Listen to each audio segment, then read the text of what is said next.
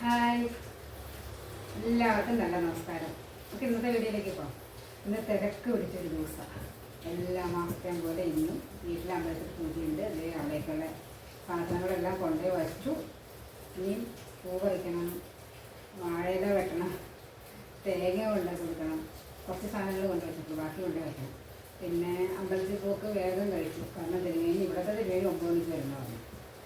അപ്പം 9 മണി നേരത്ത് പോകാൻ 9:30 9:45 ഞാൻ പോകുമ്പോൾ 9:45 എന്തായാലും ആവും. ആ സമയത്ത് പോകാൻ പറ്റും. കാരണം അപ്പോഴേക്കും പൂജയായിട്ടുണ്ടാവും. അതുകൊണ്ട് കറക്റ്റ് ആ സമയം നോക്കി പോയി. ഇന്നിപ്പോൾ അങ്ങനെ പോകാൻ നിന്ന് കഴിഞ്ഞാലേ നടക്കില്ല, ഇവിടുത്തെ കാര്യമൊന്നും നടക്കില്ല. അപ്പം അതുകൊണ്ട് ദോശയാക്കാം എന്ന് എനിക്കിഷ്ടം, ഞാൻ പറയാറുന്നില്ല. പക്ഷേ ഇഡലിയാണ് ആക്കുന്നത്. ഇഡലിയാക്കിയില്ലെങ്കിൽ രക്ഷയില്ല, കാര്യങ്ങളൊന്നും മുന്നോട്ട് നീങ്ങില്ല. ഇഡലിയാകുമ്പോൾ നമുക്ക് വച്ചക്കടകൾ നീങ്ങാണ്ട് പെട്ടെന്ന്. പിന്നെ അരക്കമാവൊന്നുമല്ല കേട്ടോ, രുചി ദോശമാവ് വാങ്ങിച്ചതാണ്. നല്ല ദോശമാവാട്ടോ. ഇവിടെ എറണാകുളത്തൊക്കെ കിട്ടേണ്ട ഒരു ദൂരം കടയിലൊക്കെ. ഇവിടെ അടുത്തുള്ളവരാണ് ഉണ്ടാക്കുന്നത്. നമുക്കറിയുന്ന ആൾക്കാരെ നല്ല മാവുമാണ്. നമ്മൾ വീട്ടിലുണ്ടാക്കുന്ന പോലത്തെ മാവാണ്. ഞാൻ ഉണ്ടാക്കിയില്ല എന്നുണ്ടെങ്കിൽ ഞാനിപ്പോൾ വാങ്ങിക്കാൻ ഇവരുടെ മാവേ വാങ്ങുള്ളൂ.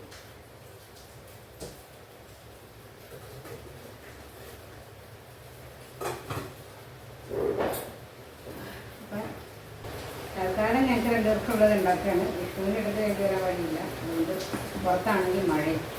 ഇന്നലെയൊക്കെ നല്ല വെയിലായിരുന്നു. ഇന്നിപ്പോൾ ഓടി നടക്കേണ്ട ദിവസമായപ്പോൾ മഴയും. രക്ഷയില്ല, എന്ത് ചെയ്യുക മഴയത്തിന്.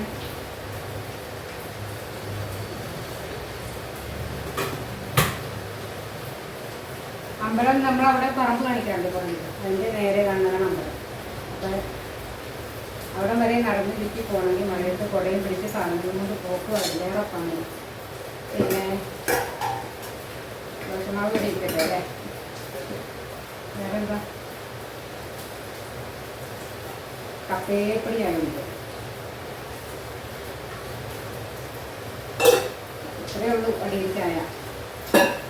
അങ്ങനെ വെള്ളം കുടിക്കണമെന്ന് എൻ്റെ പരിപാടി എന്താണെന്നറിയും. രാവിലെ ഇന്നല്ല ഏത് ദിവസമാണെങ്കിലും എനിക്ക് ബ്രേക്ക്ഫാസ്റ്റ് എത്ര കഴിക്കാനും കുഴപ്പമില്ല. എന്താ കാരണം എന്ന് വെച്ച് കഴിഞ്ഞാൽ രാവിലെ ചായ കുടിക്കുമല്ലോ, ആ രാവിലെ ഉണ്ടാക്കുന്ന ചായയുടെ ബാക്കി ഇരിക്കുന്നുണ്ടാവും. അതവിടെ വച്ചിരുന്നിട്ട് ഇങ്ങനെ ഇടയ്ക്കിടയ്ക്ക് സ്വിച്ച് ചെയ്യാൻ തുടങ്ങിയില്ല. അങ്ങനെ കുടിക്കൊണ്ടിരിക്കും. അപ്പോൾ നമുക്ക് ഭക്ഷണം കഴിക്കണമെന്നുള്ള തോന്നൽ വരില്ല. പണി ഇങ്ങനെ നടക്കും. തിരക്കൊക്കെ പിടിച്ച ദിവസമാണെങ്കിൽ പറയുകയും വേണ്ട. ഓണം വിഷു പോലെ ദിവസങ്ങളിലൊക്കെ ഇതിനെ തന്നെ അകത്താക്കിക്കൊണ്ട് നടക്കും. അല്ല വേറെ എന്താവശ്യം വന്നാലും അങ്ങനെ ചെയ്യുക. അപ്പോൾ അങ്ങനെയാണ് എൻ്റെ പരിപാടി. ചായയെ കുടിക്കുക, പണി നിൽക്കുക. അങ്ങനെ ചെയ്യുന്ന ആരെങ്കിലും ഉണ്ടോ? പിന്നെന്താ, അതിനിപ്പോൾ ചോറ് ഇട്ടുണ്ടോയെന്ന് നോക്കണം, കൂട്ടാൻ വയ്ക്കണം. ഇന്ന് വിഷ്ണു തിരിച്ചെത്തി. ഇവിടെ ഇവിടെ ഒന്നും പോകേണ്ട ആവശ്യങ്ങൾ ആർക്കൊന്നുമില്ല. അപ്പോൾ ഉച്ചക്കത്തേക്ക് ചോറും കൂട്ടാനും വയ്ക്കുകയും ചെയ്തു. ഇനിയിപ്പോൾ ചമ്മന്തി അരയ്ക്കണം. പിന്നെന്താ, പാലിൻ്റെ പരിപാടി ചമ്മന്തി അരയ്ക്കലാവാം. അത് കഴിഞ്ഞിട്ട് ബാക്കി പരിപാടിയിലേക്ക് പോകാം. അല്ല ചോറില്ലാന്നുണ്ടെങ്കിൽ വെള്ളം അടുപ്പത്ത് വെച്ചാൽ നേരം കൊണ്ട് തിളച്ചോളില്ല. അപ്പം അങ്ങനെ ചെയ്യാനൊക്കെ വിചാരിക്കുകയാണ്. പിന്നെ വേറെ എന്തെങ്കിലും വിശേഷം എന്താണുള്ളത്? മഴയാണ്. അല്ലെങ്കിൽ നമ്മുടെ പൂവറിക്കലൊക്കെ എടുക്കാനും പൂക്കളൊക്കെ നിൽക്കണ കാണാമല്ലോ. പക്ഷേ നിവർത്തിയില്ല. അപ്പോൾ വേറെ എന്തെങ്കിലും ഉണ്ടെങ്കിൽ നമുക്ക് പുറകെ വരാക്കാം. പിന്നെ ചോറ് ഫ്രിഡ്ജിൽ നോക്കാൻ പോയതാണ്. ഫ്രിഡ്ജിൽ ഇട്ടുണ്ടെന്ന് കുറച്ച് ചോറ് വെക്കുന്നുണ്ടായിരുന്നു. കണ്ട അപ്പോഴും മഴയാണ്. ഒക്കെ കേൾക്കുന്നില്ല. ഇന്നലെ 2 ചീര വാങ്ങിച്ചുകൊണ്ടിരുന്നത്. ഇന്ന് ഏറ്റവും തിരക്കുള്ള ദിവസമാണ് എനിക്ക്. അപ്പം ഇന്ന് തന്നെ ചീര കിട്ടണമല്ലോ. ഇതിനി വച്ചുകൊണ്ടിരുന്ന വാടിപ്പോകും. ഇപ്പോൾ തന്നെ അതേ പുതിയ വെച്ചിട്ട് വാടിയിട്ടുണ്ട്. ഇത് എടുത്തേ മതിയാവും. ഇതിനി എനിക്ക് വലിയ പണിയുള്ള കാര്യമാണ്. വലിയ ചീരയാണ്. അത് കഴുകി വെള്ളം കളഞ്ഞ് ഈ മഴയത്തും പൂജയിലും ഒക്കെ എടുക്കാൻ പറഞ്ഞാൽ പണിയാണ്. പക്ഷേ നിർത്തിയില്ല എടുക്കാൻ. അപ്പം ചീര എന്തായാലും തോരൻ വയ്ക്കാം. ഒരു കൂട്ടാൻ റെഡിയായില്ല. ഇനി അടുത്ത കൂട്ടാൻ സാമ്പാർ വേണ്ടാതെ വേണ്ടാന്ന് പറഞ്ഞു. പിന്നെ എന്താ ചെയ്യേണ്ടതെന്നുള്ളത് ആലോചിച്ചിട്ട് വേണം. ഇനി അപ്പോൾ ചോറ് വയ്ക്കാൻ നോക്കട്ടെ, ചീരയൊന്നും ഉണ്ടാക്കാൻ നോക്കട്ടെ. അങ്ങനെ നമ്മുടെ ചീരയൊക്കെ അരിഞ്ഞ് തീരാനായിട്ടോ. ഇഷ്ടം പോലെ ചീരയുണ്ട്. 35 രൂപയുടെ ചീരയൊക്കെ പറഞ്ഞു. പക്ഷേ എന്താണെന്നറിയോ, ഇത് കണ്ടോ, ഇത് മുഴുവനും തള്ളാം. ഇത് നമുക്ക് തോരനിലേക്ക് അരിഞ്ഞിടാൻ പറ്റില്ല. പിന്നെ സൂക്ഷിച്ച് വച്ചിരുന്ന് നല്ല പരിപ്പിട്ട് കറിയൊക്കെ വെച്ചാൽ കൂട്ടുന്നുണ്ടെങ്കിൽ ഇവിടെ അത് കൂട്ടുകയില്ല. പിന്നെ കൂട്ടുന്ന കഷ്ണം ഇടാൻ പറ്റിയത് അവിയലാണ്. അത് വയ്ക്കുന്ന വരെ കാത്തു വെക്കണം. പിന്നെ അതല്ലെങ്കിൽ കളയേണ്ടി വരും.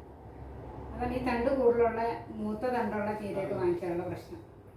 പിന്നെന്താ, എന്തായാലും ചീരത്തോരൻ വയ്ക്കാം എന്നൊക്കെ വിചാരിച്ചിരുന്ന് ഇത്രയൊക്കെ അരിഞ്ഞ് ഞാൻ വന്നപ്പോഴേക്കും ഉണ്ടല്ലോ, ഇതാകണ്ടോ വലിയ പാത്രമൊക്കെ സ്ഥാനം പിടിച്ചു.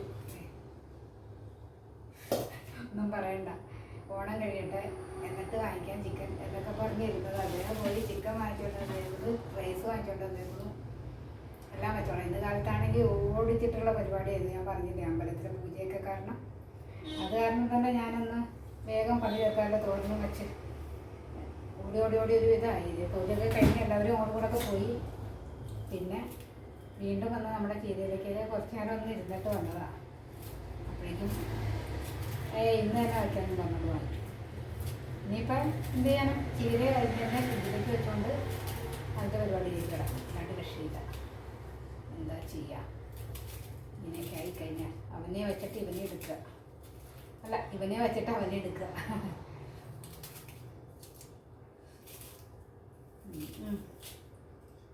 അപ്പം ഇനി ബിരിയാണി പരിപാടിയിലേക്ക് കിടക്കട്ടെ. ഇതിനെ ഒരു പാത്രത്തിലൊക്കെ ആക്കി ഫിറ്റായിട്ട് അടച്ചിട്ട് നമ്മുടെ ഫ്രിഡ്ജിലേക്ക് വെച്ച് കൊടുക്കാം. എന്നിട്ട് ഇനി നാളെ വെക്കാം. ഭയങ്കര പോഷകമൂല്യമുള്ള സാധനമാണ് ചീര. കർക്കിടകത്തിലോ കൂട്ടിയില്ല, വാങ്ങിച്ചില്ല കേട്ടോ. കർക്കിടകത്തിൽ തരി പോലും വാങ്ങിച്ചില്ല, അല്ലെങ്കിൽ ഇടയ്ക്കിടയ്ക്ക് ചീര വാങ്ങിക്കുന്നതാണ്. പിന്നെ നമുക്ക് ചീര ഉണ്ടായിരുന്നു, ആ സമയത്തൊക്കെ ചീര എടുത്തിരുന്നു നമ്മളതിന് മുമ്പ്. അങ്ങനെയൊക്കെ കുറേ ചീര കൂട്ടിയോണ്ട് പിന്നെ ചീര വാങ്ങിക്കാറുണ്ടായില്ല. അതെ, ചീര വന്നപ്പോൾ ഇങ്ങനെ. അപ്പോൾ നമ്മുടെ ചീരയൊക്കെ ഭദ്രമാക്കി നമുക്ക് ഫ്രിഡ്ജിലേക്ക് കയറ്റാം. ഞാൻ പറഞ്ഞതിന് മുമ്പേ ചോദിക്കേണ്ടതാണ്, ചിക്കൻ എത്ര വില? 165 155 165 അങ്ങനെ എന്താണ്? ഇത് എത്ര കിലോയാ? 2,170. ഓ എൻ്റെ കൂട്ടുകാരെ, രക്ഷയിലാട്ടോ. ഇന്ന് എനിക്ക് നടുവും കുറവും ഇതൊക്കെ വേദനയാവുന്നുണ്ട്. എങ്ങനെയെങ്കിലും ഒന്ന് ഇരുന്നാൽ മതി. എന്താന്ന് പറയട്ടെ, പണി നേരത്തെ പറഞ്ഞതല്ലേ, പൂജ ഉണ്ടായിരുന്നതല്ലേ എന്നൊക്കെ വിചാരിക്കണേ അല്ലേ? ഒന്നുമല്ല, അതെല്ലാം ശരി. അത് പെട്ടത് തന്നെ. അത് കഴിഞ്ഞ് ഞാൻ കാണിച്ചു തന്നു നിങ്ങളെ ചിക്കൻ വന്നത്. ചിക്കൻ വയ്ക്കാന്നൊക്കെ പറഞ്ഞ് എവിടെ കഴുകി വൃത്തിയാക്കിയൊക്കെ കൊണ്ടുവന്ന് മസാലയൊക്കെ പറ്റിക്കഴിഞ്ഞ് നോക്കുമ്പോഴേക്കും സമയം മണി പോകുന്നു. പിന്നെ എപ്പോഴാവില്ല, ഉറപ്പല്ലേ. നേരെ മസാല വെച്ച് ഫ്രിഡ്ജിലേക്ക് കയറ്റിയത്. അത് കഴിഞ്ഞിട്ട് പിന്നെ ചോറെന്തായാലും മറ്റെന്ത് പറഞ്ഞിട്ടുണ്ടല്ലോ, ചീര അരിഞ്ഞും വെച്ചു. നേരെ ഇതേ ചീര എടുത്ത് തോരൻ വെച്ചു. ഇനി ഒഴിച്ചുകൂട്ടാനൊന്നും ഇട്ടില്ല, വച്ചിട്ടുമില്ല ഈ ഓട്ടം കാരണം. അപ്പം നേരെ ഞാൻ അടിപൊളിയായിട്ടൊരു തൈര് സാധനം ഉണ്ടാക്കാൻ പോകുന്നു. ഇഞ്ചിയും പച്ചമുളകും കരിവേപ്പിലയും അതെ അരിഞ്ഞെടുത്തിട്ടുണ്ട്. ഇനി ഇവനെ അങ്ങോട്ട് കടുകും പൊട്ടിച്ച് നല്ല മൂപ്പിച്ച് ഉഴുന്നുപരിപ്പും കൂടെ ഇട്ട് വറുത്തിട്ട് നമ്മുടെ ചോറിലേക്ക് അങ്ങനെ ഇടാം. ചോറ് ഞാൻ എടുത്ത് റെഡിയാക്കി ഉപ്പിട്ട് വെച്ചിട്ടുണ്ട്, ഒന്ന് ആറാൻ വെച്ചിട്ടുണ്ട്. കാരണം അതിൽ തൈര് ഒഴിക്കണമല്ലോ നമുക്ക് തൈര് സാധനത്തിന്. അപ്പം അങ്ങനെ ചെയ്യാം. ഞാൻ ആദ്യമൊക്കെ ചെയ്തുകൊണ്ടിരുന്നത് വേറൊരു രീതിയിലാണ്. അതായത് ഇതിലേക്ക് പച്ചമുളക് വേണം, അത് എടുത്തിട്ടുണ്ടായിരുന്നു. എന്താ ചെയ്യാന്നോ, കടുക് കുറച്ച് കഴിഞ്ഞിട്ട് അതിലേക്ക് ചോറിട്ട് ഇളക്കും. എന്നിട്ട് അതിലേക്ക് തന്നെ തൈര് ഒഴിച്ച് ഇളക്കും. അപ്പം അത് മാറ്റിയിട്ട് ചിലപ്പോൾ തോന്നിയാൽ ഞാൻ ഒരു ടീസ്പൂൺ പാലൊഴിച്ച് കൊടുക്കും. പാലൊഴിച്ചിളക്കും ചോറിലേക്ക്. അപ്പോൾ നമ്മുടെ തൈരിന് ഇത്തിരി പുളി കൂടുതലുണ്ടെന്നുണ്ടെങ്കിൽ ചോറും പാലൊഴിക്കുമ്പോൾ മിക്സ് ആവുകയും ചെയ്യും. തൈരിന് പുളി കൂടുതലുണ്ടെങ്കിൽ കുറച്ച് തൈര് ഒഴിച്ചാൽ മതി. അതുകൂടെ ആകുമ്പോഴേക്കും കറക്റ്റ് പാകമായിട്ട് വരും. ചോറിൻ്റെ തൈരിന് പാകമാണ് പുളിയെങ്കിൽ തൈര് തന്നെ ഒഴിച്ചാലും മതി. നല്ല രസമായിട്ടോ, പാലൊഴിച്ച് നോക്കും നിങ്ങൾ. കുറച്ച് പാലൊഴിച്ചതിന് ശേഷം അതിലേക്ക് തൈര് ഒഴിക്കുക. അപ്പോൾ ഞാൻ ചോറ് എടുത്തോണ്ട് വെക്കാം കേട്ടോ. ഇത് തന്നെ ആയപ്പോഴേക്കും 1:45 മണി. ചോറ് ചൂടാക്കി എടുത്തിട്ടുണ്ട്. ഇനി നമുക്ക് ഇതിലേക്ക് ഇത്തിരി പാലൊഴിച്ച് കുറച്ച് തൈര് കൂടെ ഒഴിച്ച് മിക്സ് ചെയ്ത് വെക്കാം. ഇന്നിപ്പോൾ ഞാൻ തൈര് മാത്രം ഒഴിക്കുള്ളൂ കേട്ടോ. പാലൊഴിക്കണമെങ്കിൽ ഇനിയും കവർ പൊട്ടിച്ച് അത് പാത്രത്തിലേക്ക് ആക്കി ഒഴിച്ചിട്ടൊക്കെ വേണം. അതിനൊന്നും നിൽക്കണില്ല, നേരെ തൈര് ഒഴിച്ച് കൊടുത്തു. ഇനി തോന്നുകയാണെങ്കിൽ ലാസ്റ്റ് കുറച്ച് പാലൊഴിച്ചാൽ മതിയില്ല. എന്താ വെച്ചാൽ ഇതിൻ്റെ പുളി കൂടുതലെന്ന് കണ്ടു കഴിഞ്ഞാൽ അപ്പം ഉപ്പിട്ട് തൈര് ഒഴിച്ച് പാൽ വേണമെങ്കിൽ കുറച്ച് പാലും കൂടെ ചേർത്തിട്ട് ഇതുപോലെ അങ്ങോട്ട് മിക്സ് ചെയ്ത് വെച്ചിരുന്നത്. ഇതാണ് നല്ലത് കേട്ടോ. ഞാൻ ആദ്യം പറഞ്ഞ രീതിയിലും ടേസ്റ്റ് ഇതാണ് തൈരും പാലും. നല്ലപോലെ ചോറ് മുങ്ങാൻ പാകത്തിന് തൈര് ഒഴിച്ച് കൊടുക്കാം. തൈരിൻ്റെ പുളി അനുസരിച്ച്, നിങ്ങളുടെ പുളിയുടെ ഇഷ്ടം അനുസരിച്ച്. ഇത് നമുക്ക് ഇങ്ങനെ അങ്ങോട്ട് തട്ടിപ്പൊത്തി വെച്ച് കൊടുക്കാം. അതിന് ശേഷം നമുക്ക് കടുക് വറക്കാൻ തുടങ്ങാം.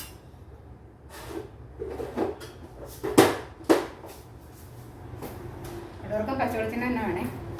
വെളിച്ചെണ്ണയുടെ ടേസ്റ്റ് വേറെ ഒന്നിനും കിട്ടില്ലല്ലോ. ഇനി നമുക്ക് കടുകും മുളകും ഞാൻ അരിഞ്ഞ് വെച്ചതെല്ലാം കൂടെ ചേർത്തിട്ട് റെഡിയാക്കിയിട്ട് വരാം.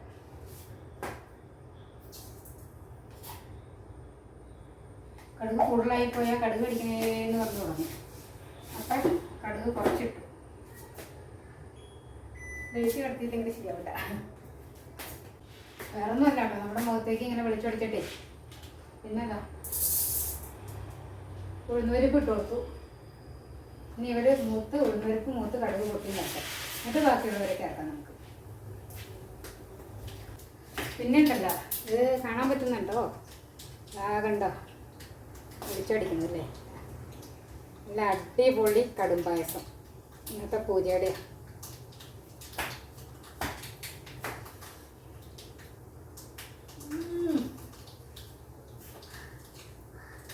സൂപ്പർ. ഇത്ര നന്നായിട്ട് കിട്ടാറില്ല. അടയുണ്ട്, ഉണ്ണിയപ്പമുണ്ട്, ഒക്കെ കഴിച്ചു. നല്ല ടേസ്റ്റ് ആയിട്ടുണ്ട്. ഇന്നെല്ലാം നന്നായിട്ടുണ്ട്. അതെനിക്ക് തോന്നി ഇത് കഴിച്ച് ഞാൻ ചോറുണ്ടെല്ലാം ഉണ്ടാവില്ല എന്ന് തോന്നുന്നു കേട്ടോ. സോഫ്റ്റ് സ്വാദുകളൊക്കെ പറഞ്ഞു നിന്നപ്പോഴേ നമ്മളിവ മുമ്പ് പോയി ബാക്കിയുള്ളതില്ല.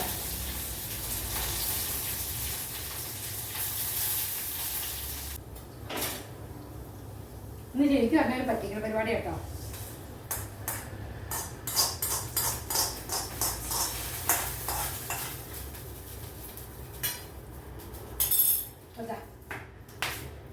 നമ്മുടെ തൈര് സാധനം റെഡി. ഇനി അതൊന്ന് മിക്സ് ചെയ്തെടുത്താൽ മതി. പിന്നെ നമ്മൾ മിക്സ് ചെയ്യാം. ഇത് ഭയങ്കര ഇഷ്ടമാണ്. അതുകൊണ്ട് കൂട്ടാനില്ലാത്തത് ബാക്കിയല്ല. അങ്ങനെ ഗുണമുണ്ട്. നല്ലപോലെ മിക്സ് ചെയ്തെടുത്തിട്ടുണ്ട്. ഇനി ഒന്നും വേണ്ട. ഇതിനുണ്ട് അച്ചാറുണ്ട്, പപ്പടം ഉണ്ടെങ്കിൽ ഊണ് സുഖം.